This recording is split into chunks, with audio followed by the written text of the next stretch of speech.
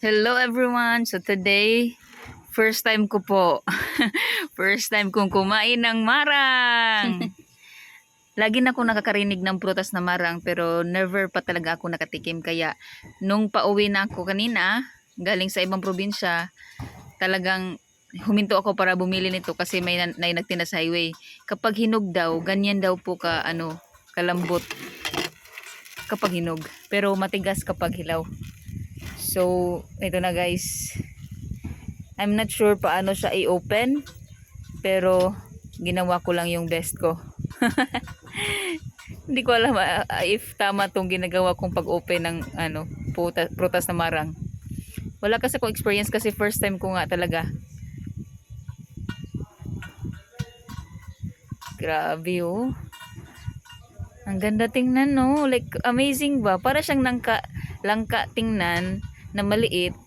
Pero ang difference nila is natatanggal yung balat ng marang na hindi natatanggal yung meat niya sa loob or yung laman.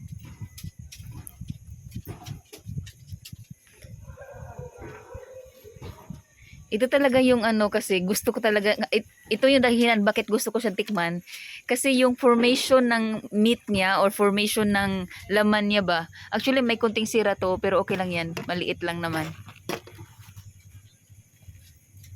Amazing talaga tong prutas na to oh. Look at this. Parang matatakam ka no kapag hindi like if hindi mo pa siya natikman ba, parang matatakam ka talaga na tingnan lang yung ganito lang na formation ba, like picture lang. Kapag makita mo to, parang matatakam ka kasi napakaganda ng formation, napakaganda ng niya, mga meat niya ba.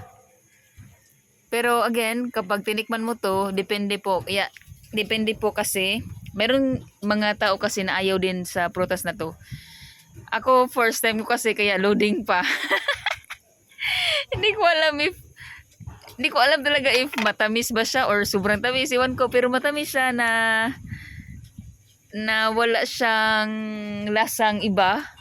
Unlike durian, yung durian kasi hindi lang matamis, meron pa siyang ibang taste.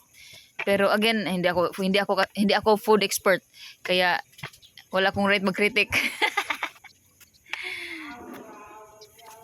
Kapag kumain ka pala nito, tapos ikaw lang mag-isa, dapat ubusin mo agad kasi mabilis siyang masira. I mean, pag na-open mo na yung whole fruit, magkakaroon na siya ng, kapag nahanginan ba, magkakaroon siya ng mga dark spots sa itaas ng mga meat niya. Yung normal lang yan, pero ang bilis niya magkaroon ng dark spots. Kaya kapag ikaw lang mag-isa, naku, ubusin mo talaga. Honestly, kasi hindi ko pa alam if anong lasa ng marang. First time ko kumain ng marang. Nagsisisi ako kung bakit binili ko yung malaki. Kasi hindi ko kayang ubusin.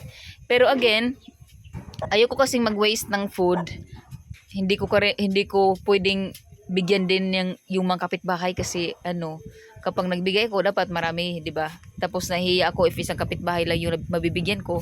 Kaya kahit busog na talaga ako, guys, inubos ko talaga yung mukha ko.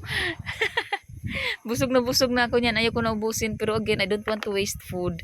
Ayoko rin bigyan si Hadasa at si Judah kasi hindi ko alam if pwede ba to sa mga aso. Hindi kasi ako nagbibigay ng pagkain sa kanila kapag hindi ako sure na pwede sa kanila. Yan o, ang linis na.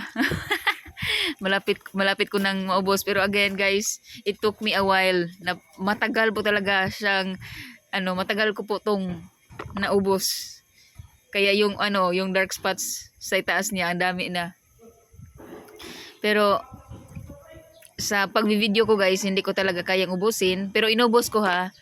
Kaya siguro hanggang dito na lang muna. Pero inubos ko yan. At ito, nandito na si Judah kasi papatulogin ko na.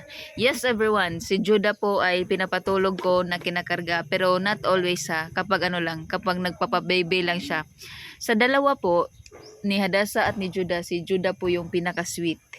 Yes, behave at mabait si Hadasa, pero ayaw po ni Hadasa ng kinakarga. Ayaw niya po na hinahag. Kaya kapag may kulog at kidlat, hindi ko siya hinahag kasi tatakbo siya. Mas magtatago siya kapag hinahag. So, Hahawakan ko lang siya. Pero si Judah po, napaka-sweet niya kahit medyo hyper. Pero siya po ang pinaka-sweet. Ever since bata pa siya, pinapatulog ko talaga siya na kinakarga. Ngayong malaki na siya, minsan na lang, kasi busy na siya kakalaro at saka natutulog siya ng mahimbing na, unlike before na, mas gusto niyang kinakarga. Ay, Judah, you're so sweet, baby boy. Hanggang dito na lang po. Malapit na siyang makatulog, oh. Thank you for watching. God bless you.